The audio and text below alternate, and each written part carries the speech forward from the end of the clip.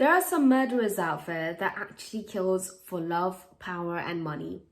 But the murderer that we'll be talking about today said that she killed to survive. She killed her victim in order to survive on her victim's blood. She claims to be a vampire.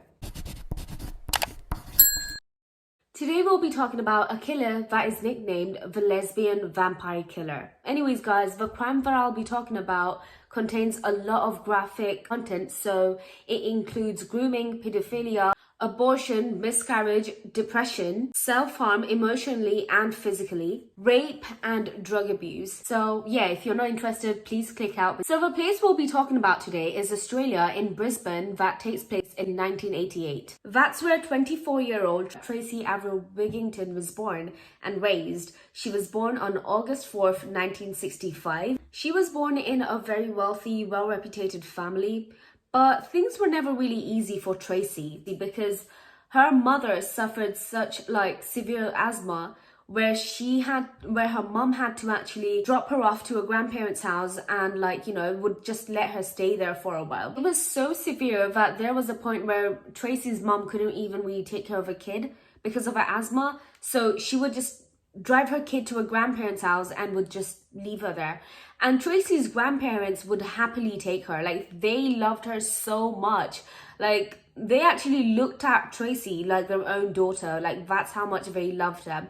And honestly, Tracy never had any problems as well because she loved her grandfather a lot. And that part of her childhood was actually okay. The grandparents' names were Avril and George. That's where Tracy got her middle name, Tracy Avril, from her grandmother. That's where Tracy's wealth actually came from because Tracy's maternal grandparents were actually really wealthy. He was actually a self-made millionaire. He owned an earth moving company where they move rocks and soils and stuff like that. And Tracy loved her grandfather because he was the fun grandparent and Tracy just loved him so much. He would always play with her. He would always give her attention. Anything that she wanted, he would always provide those for her. He was always there for her, to be honest. As far as I found on the internet, I don't think Tracy's dad was that much involved in Tracy's life because I don't know, he wasn't that much involved, but her grandfather was, hence he was a fatherly figure to her.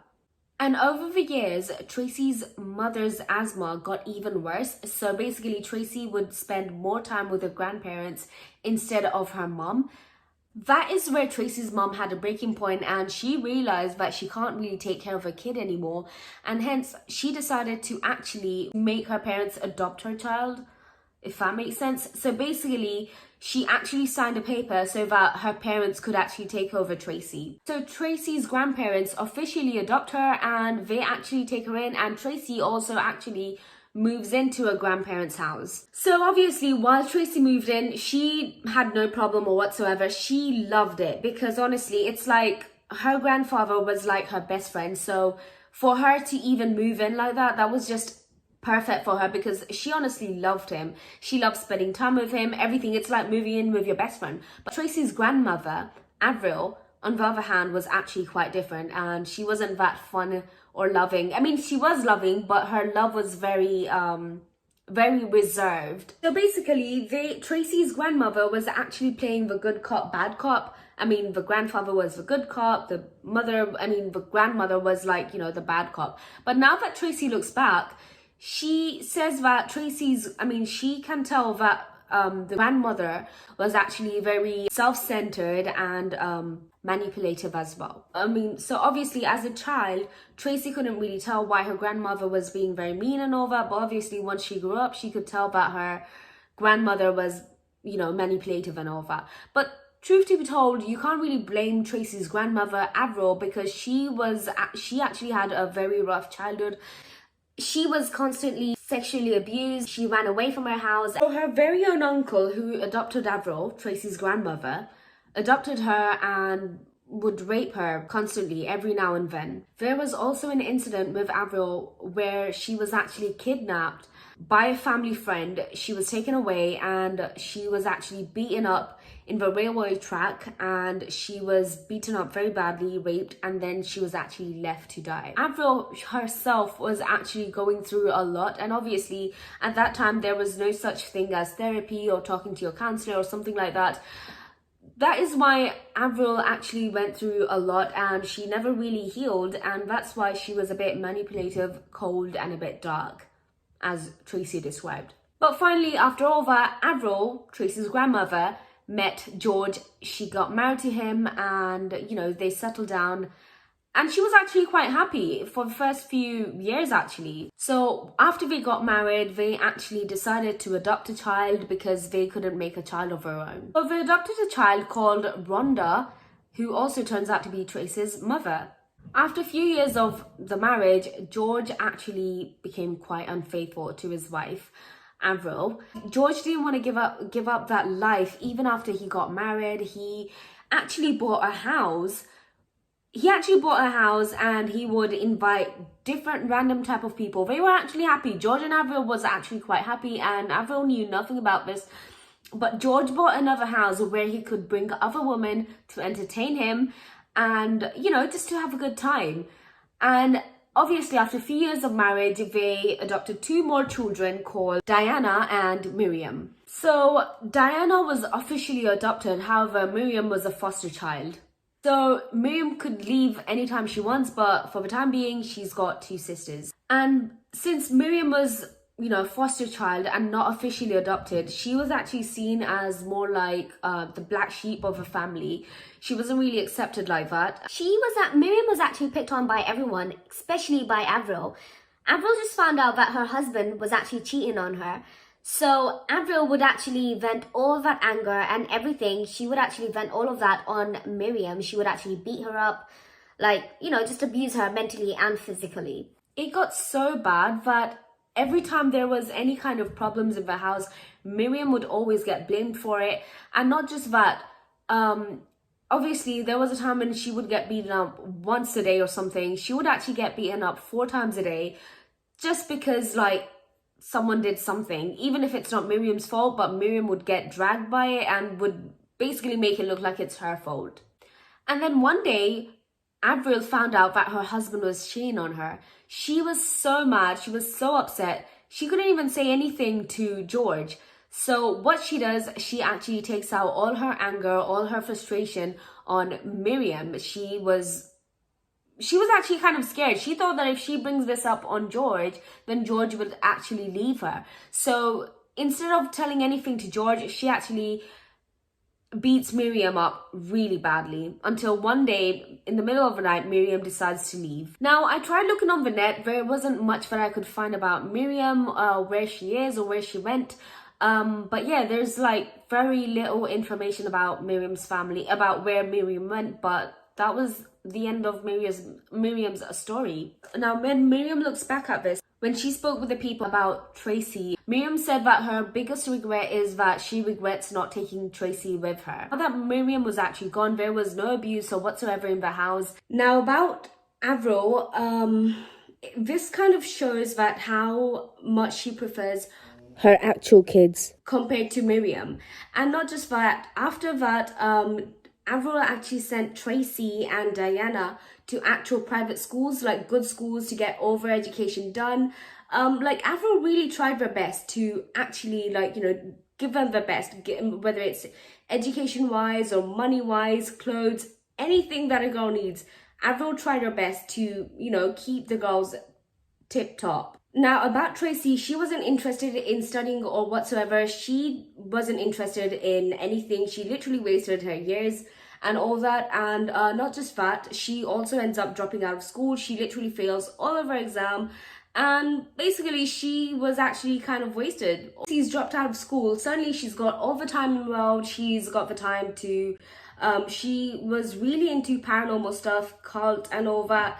When it came to being interested in spiritual stuff, she was more into the dark side. She was interested into Ouija board, paranormal stuff, like spiritual stuff. She was actually so excited. For the first time in so many years, she actually showed interest in something, and every time she found interest, she would actually speak about all that to her granddad, and he would happily listen to her. He actually was very happy because Tracy finally found an interest, and he actually wanted something like that for Tracy as well. He wanted Tracy to be interested in something. So basically, he helped her buy all that stuff, but helped her buy books, tarot cards, reading, and all that. Like he would literally be there for her. He actually helped her buy, spiritual stuff. So unfortunately, Tracy at the age of 15 ends up losing her grandfather, who she was really close with. She was left with her grandmother, who is very cold, manipulative, and mean, like she said. Things only got worse from there, honestly. Things weren't going any good for Tracy. Things were really hard for Tracy. And one day, Tracy's mother and Tracy's mother's friends actually ends up coming to Tracy's house. And over there, she meets a couple. And by meeting that couple, I mean she meets a man who... Tracy at that time is 16 years old, so her mother's friends comes over, and, Tracy gets along with her mother's friend's husband. After this night, that married man started seeing Tracy more and more because they actually liked each other. He liked her. So basically, this poor girl, Tracy, was actually getting groomed by her mother's friend's husband. Now, this went back and forth. The relationship went back and forth. He liked her. She liked her. She thought that, wow, this was great. This is actually really good. Like, there's finally a man that actually loves me, cares about me. But, little does she know that she's being manipulated and also she's being groomed. One day, Tracy ends up being pregnant, and then she also tells the man that I'm pregnant. And so he forces her to get an abortion done. So she ends up getting an abortion done.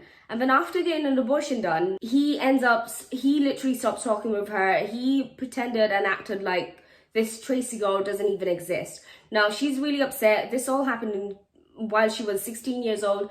After 1 year, unfortunately, Tracy's grandmother ends up passing away at the age, while she was 17 years old. But luckily, Tracy didn't have to go back into the system because she was 17 at that time. So she ends up working as a bartender. By being a bartender, she couldn't really earn that much money. So in her evenings, she would do prostitution most evenings, and that's how she would get her money. By the age of 21, she ends up inheriting all of her grandparents' money. So she ends up inheriting about £75,000 in total, and she decides to just live her life, enjoy what's going to happen, just go with the flow. But she's done working, she's done with prostitution, she's done with bartending. So at this point, she just wants to enjoy. Tracy then plans on going for a vacation or something, but she decides that, why is it too white? Yeah. But then she decides that she doesn't want to go alone. She wants to have a friend or a partner or someone. And then she meets a lady called Sunshine. So when Tracy met Sunshine, they were head over heels in love with each other. Tracy decided that she was the woman that Tracy wanted to spend her life with. And, they were just really in love. So Tracy ends up going to Canada with Sunshine, and they were there for a good amount of time, for a few months. Like the type of couple that would break up 5 times in a year. They would only stay together for a few months, and then after a while they will just break it off anyways. But Tracy and Sunshine decided that they wanted to have a child. They wanted to, they didn't want to go the normal way, going to a sperm bank, looking for a donor. No, they didn't want that. They wanted, Tracy was looking for a man, and once she found a man, she told Sunshine that, I want to have a baby with him. I'm going to have sex with him. You guys are going to have to watch me, she and her friends. So Sunshine actually ends up agreeing to this and was like, okay, fine. So they all basically sat around and watched her have sex. So yeah, Tracy ends up being pregnant. Sunshine and Tracy celebrated their little victory about, them being pregnant. But unfortunately, that happiness didn't really last for that long. And that was the end of Tracy and Sunshine. They didn't really, that was the end of their relationship, you could tell. And Tracy had pretty much run out of the money that was given to her by her grandparents. She was pretty much done with it. And yeah, so, since Sunshine and Tracy, their relationship was very on and off. Sunshine decided that she didn't want to be a part of a relationship, and after a week, Sunshine ends up being with a man. Now, people till this day think that Sunshine was with Tracy only because of her money. About Tracy, when she found out that her girlfriend Sunshine, ex-girlfriend Sunshine, was actually dating a man, she did some digging and she found out that Sunshine has been dating this man this whole time. She was so upset that she went into a really bad depression. She barely left the house. She didn't leave the house she literally isolated herself for 18 months. She never left the house, and that was it. Tracy was like, you know what, this is it, like, I'm done. I'm just gonna go outside and date some woman. Obviously, after like 2 years, she went out clubbing and she saw this woman. Honestly, there's not much that I could find about this woman, but apparently they liked each other so much that they actually end up moving into a house. And now Tracy's like 24 years old, and in 1989 she meets this woman called Lisa. Tracy's already got a girlfriend back home, but she's like, wow, Lisa, like, she was literally blown by her. Like, she was head over heels for this Lisa girl. Now, about Lisa, she's very vulnerable. She was in the hospital at least 80 times because of drug abuse, suicide. And because of that, Lisa and Tracy got along quite well because it's like they related to each other. They knew what one another was actually going through. And not just that, that's not the only reason that they kind of related to each other. Lisa was also in Ouija board, spiritual stuff, and like more into the dark stuff. And that's where Tracy and Lisa clicked, because Tracy was actually looking for someone that could actually have the same share of interest. And about Lisa, I mean, yeah, she liked it, but she wasn't into it as Tracy was. Now, over the years, Tracy was becoming more into it, more like she was being more delusional. She was telling her friends and family that she's a vampire and that she needs blood to survive. Over the years, she was actually really serious about being a vampire. She was like really into it. She was really trying her best to, convince her friends that she's a vampire. And now she also told her friends that, getting blood was illegal. So what she had to do was she had to go to the butchers and get the blood from there. She had to buy pig blood, and she would eventually just drink it. Tracy was telling her friends that the blood that she was drinking, the pig blood and the cow blood, wasn't enough, and that she needs something more. And that's where Lisa comes in. Lisa was actually in debt to her, like a lot of money.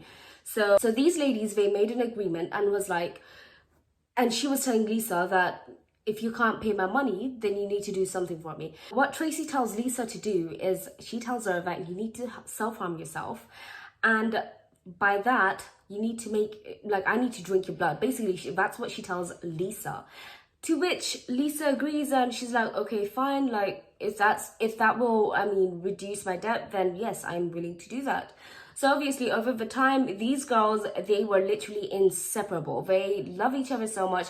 And then obviously over time, they become an actual couple officially. And then they met another couple called Kim Jervis and Tracy Wall.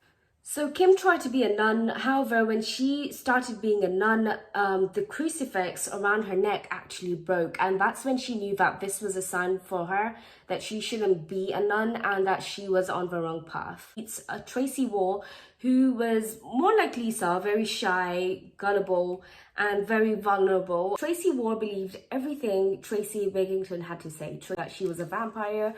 And Tracy also said that every time she would disappear, she would actually disappear, and the only thing that is left behind is a pair of cat eyes, I think that's what she said, and that it would literally float in midair. Like, the eyes would literally float in midair. And she never showed it to the girls.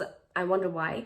But the girls literally believed everything that Tracy had to say.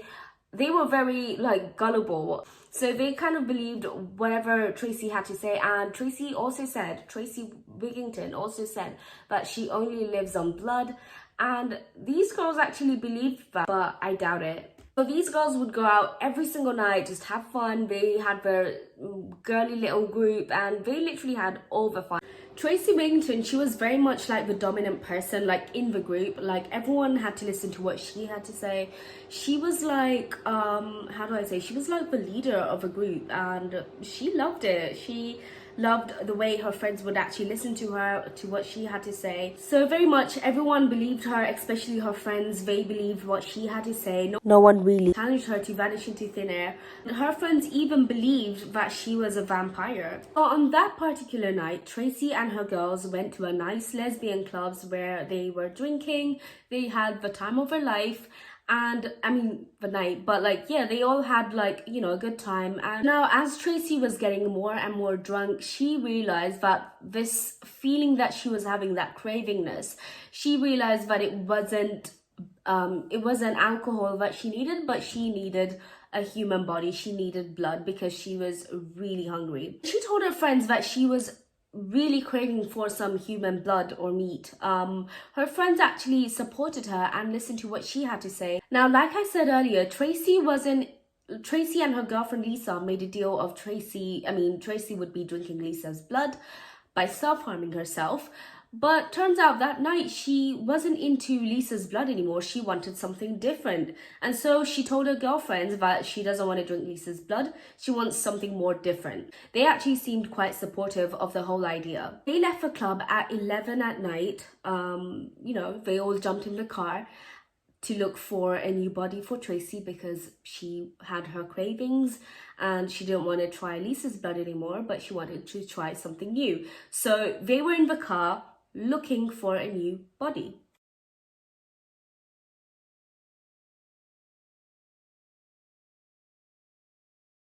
Pulled over, this man that they met was a 47-year-old guy called Edward Baldock.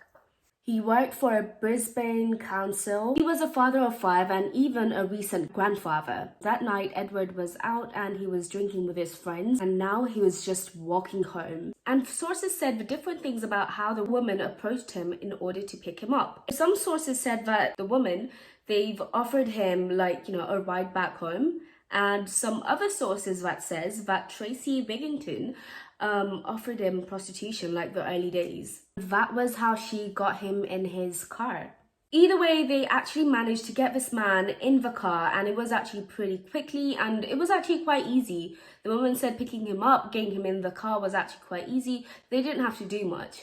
And they started driving until they reached Ollie Park by Brisbane River. When Tracy and Lisa got out of the car, they told Edward to get out with them, and he actually did. Two of them then proceeded to walk him down to the riverbank. And when they got down there to the riverbank, he turned to Lisa and told her to go back up and wait by the car. She did, and Tracy and Edward was all alone. Now that Tracy and Edward was completely alone and together, alone, Tracy told Edward to completely undress himself because she had to go to the toilet and she'll come back and she'll do the same as well. Now, Tracy was lying. She wasn't actually going to the toilet or whatsoever.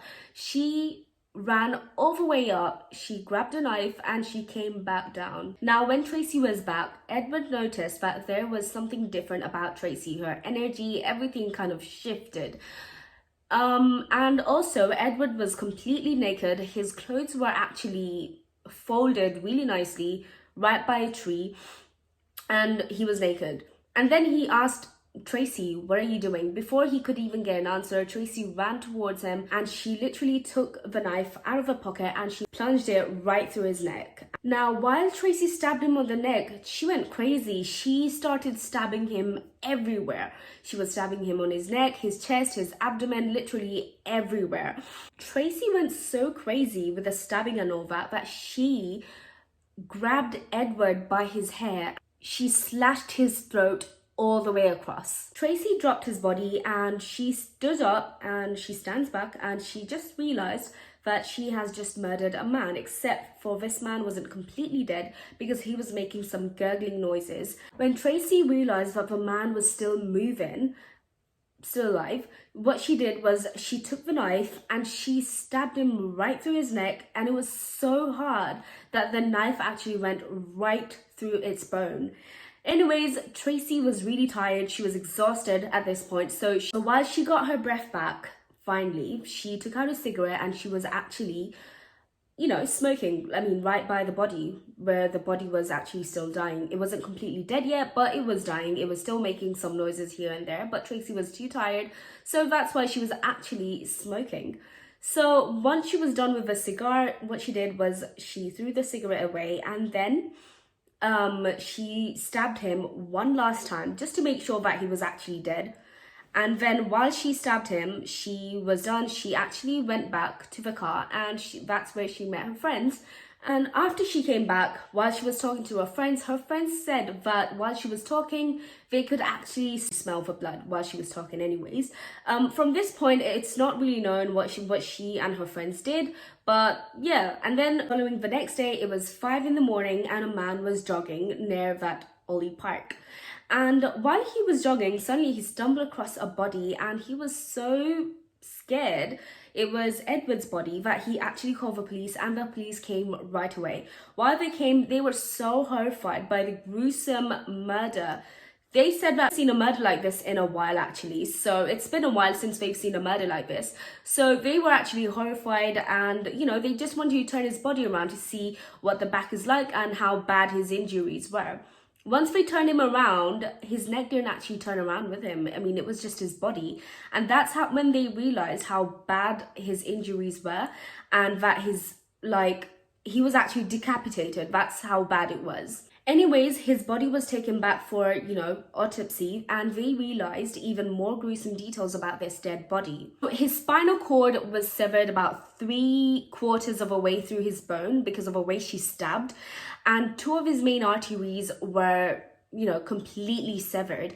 So in total, he had around 27 stab wounds in total. Anyways, the police went back to the crime scene area, and they were just looking for things, and they found a blue wallet which said that it belonged to Edward. Anyways, so while the police looking through stuff, they also found that Edward's clothes were folded neatly. So they took all the evidence and they were putting it in a bag. While they were putting things in the bag, they also found Edward's socks, which was a bit heavy. So when they shook it around, they realized that there was something inside the socks. So they took it out, and there was a bank card which belonged to a woman called Tracy Wingington inside the socks. So police, they took the bank card to, a bank, and they did all the little digging and all that, and they found out who this card actually belonged to and where that person lives. They went down to her address, and, they were asking her why her card was at a crime scene. Now, Tracy was like, oh, I don't know why my card's even there in the first place. Yes, she was there with her friends, but she has no idea how her card even got there in the first place. And, she said that she was there with her friends. They were a bit intoxicated, and that's it. They all went back to their own house, but still she doesn't know how her card got there at the end of the day. Now, police did accept Tracy's stories for a while, but still that was a bit suspicious at the end of the day. So the police said that they would talk to her again. So the police actually ends up meeting her again after a few days, and Tracy's story completely changes. On that day, she said that she and her friends were near the park, not inside it. Now, this time her story was that she and her friends saw the dead body and they were inside the park. Not just that, they also saw the dead body, like I said. But yeah, that was it. So now, obviously, the police were asking her, okay, well, if you saw the dead body, why didn't you tell us anything? And she's like, if they saw the dead body, they were really scared and they didn't want to deal with the police and all that. So they left the scene, the crime scene, and they just left it there for someone else to deal with it. She really didn't want to do anything with it. Now, the police were actually getting really suspicious. Why didn't she even, make a complaint or anything? Why is she lying to them? There's a lot of holes in the story that she was actually saying. Now, the police were actually becoming very suspicious. So they said that we want to talk to one of your friends. So they actually do. And we're not sure which one of them they actually spoke to, but they actually did. And one of them actually cracks. They told the police the whole story of what actually happened and how the whole murder thing even happened in the first place. So the next day, the police, they actually go to Tracy's house and they, confront her, and she's like, okay, fine, yeah, whatever, I did it. The first thing that the police does is they actually sent her to a psychiatric ward because the way she was talking She didn't seem normal. She didn't speak like a normal person. That's what the police said. Had to get her checked, get her diagnosed with a psychiatrist and all that. She was insisting. She was like, no, I'm fine. I don't want to see the psychiatrist or whatsoever. But obviously she kind of gave in and she was like, okay, fine, whatever. So eventually when she actually gave in, the psychiatrist and the doctors thought that maybe she had schizophrenia or something, but turns out that it was even more severe. She didn't really have like her problems, her mental health problems were actually way more severe than just schizophrenia. Anyways, so while they actually diagnosed her and all that, they asked Tracy, does she remember anything? She remembers nothing from that night.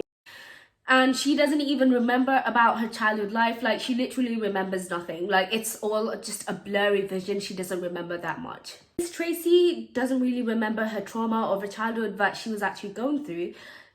So the doctors decided to hypnotize her and, like, you know, just to talk about her trauma. And while they were doing this, they realized that she's actually got DID. She's actually diagnosed with DID, which is dissociative identity disorder. Basically, it's like a multiple personality disorder. That's what it is. It really develops in childhood, I think. And, you know, this usually happens when a child is going through a very deep trauma. When a child can't really express or do anything about it, that is when a child actually develops multiple personality disorder, DID.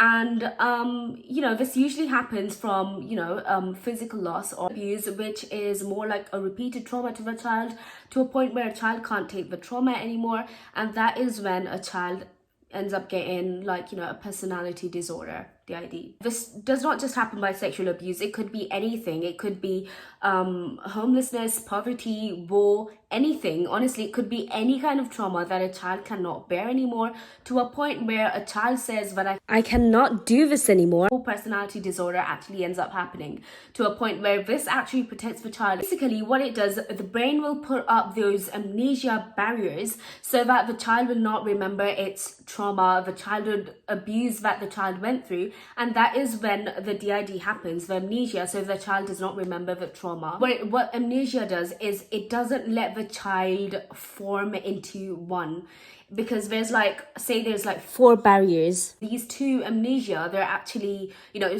stopping the brain from forming as a whole person. So they've got like 4 different personalities. DID is so bad that these people could have different age, different names, different age, hobbies, interest. It could be anything, even different genders. You could see men acting like women from time to time. Also, like, you know, women acting like men. There's some people out there that doesn't even remember, that doesn't even know that they've got DID, unless it's diagnosed or something, or assessed. But yeah, they don't really remember of having DID. Some people even goes on their life not knowing that they've got DID. Amnesia, what it does, it protects their brain from knowing the traumatic experience that actually happened. And the fact that Tracy Wingington has killed this man, she doesn't even really remember the details of what she has done that much. She said that the details are kind of blurry. So that event was actually quite traumatic for her, and hence she doesn't remember what she has done. Obviously, the psychiatrist told Tracy they identified that there were 5 main alters starting with the host. So the host, Tracy, the main one that's actually playing the whole character, is actually the host, the one that everyone knows. So the main character host, Tracy, which everyone knows and sees, well, she was described as very calm, rational, not overly emotional, independent one. Next alter that we'll be talking about is Big Tracy. She was like the leader. She was, you know, she didn't like the fact that she had committed murder, and also it was found that the Big Tracy had depression. She was dealing with anxiety and all that. And she didn't like what she did. She was like, what did we do? This is just wrong. Like, this whole murder, we shouldn't have done that. And she was just very, very ashamed of her actions. Like, she was remorseful. She felt guilty about what she has done. Next alter that we'll be talking about is little Tracy. She's the one that actually went through all the trauma, all the things that actually happened. She's the reason why this amnesia even started in the first place. Now, it is known that she is very shy, very quiet, and, you know, very timid and fragile.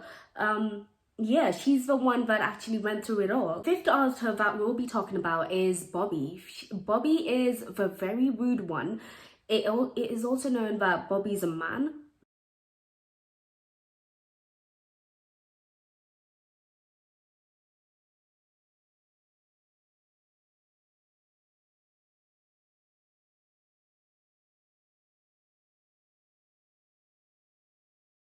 Avril's the one that has always been screaming in her head, the rude and the scary one. It is actually kind of funny because Avril was Tracy's abusive grandmother's name. Other psychiatrists found out that Tracy's got DID, and they found the 5 alters of. They also repressed some unlocked memories that Tracy had no idea about. They found out that Tracy has been raped in her childhood several times and that she had no idea about it. And not just that, she was also beaten several times by her grandmother, Avril, but she doesn't even remember that she has been raped or beaten by her grandmother. Yeah, Tracy, she only remembers the memories of her grandfather that she was very fond of. She remembered that she really loved him and all that, and she also remembers that her grandmother was only screaming at her, but she doesn't remember that she had been raped or even beaten by her grandmother. Anyways, but Tracy was actually deemed fit to stand trial. She admitted to the fact that she had murdered him, and she pled guilty, so there was no need for trial or whatsoever. So for that, she was actually sentenced to life in prison. Oops, my laptop fell. She was actually sentenced to life in prison, minimum of 13 years. As for the other person, Lisa, Tracy's girlfriend,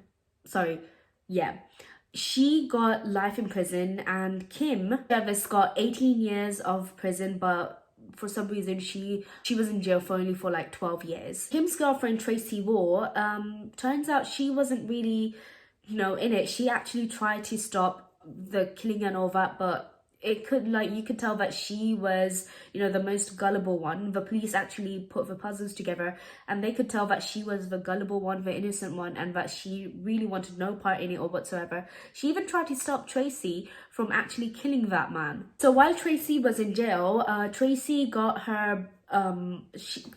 got her bachelor's in philosophy. Also completed her courses in forklift driving. Tracy did get her hands on heroin. She was very much into drugs, and I'm not sure how she got her hands onto drugs until she actually got the help that she needed.